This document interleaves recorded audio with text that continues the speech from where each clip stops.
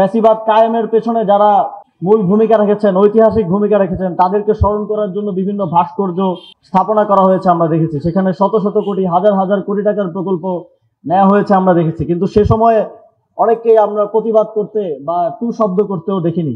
অথচ যখন আমরা আবরার ফাহাদের আট স্তম্ভ করতে গেলাম, এই আট স্তম্ভ নির্মাণ করতে ব্যয় হয়েছে মাত্র 39,59,000 টাকা, এবং আরো পারিপার্শ্বিক রাস্তা সহ অন্যান্য সংস্কার কাজগুলো মিলে সর্বমোট ব্যয় দাঁড়াবে 85 লক্ষ টাকা।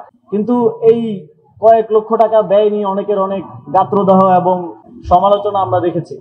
এটা অত্যন্ত দুঃখজনক এবং এর পিছনে একটা রাজনৈতিক ষড়যন্ত্র রয়েছে।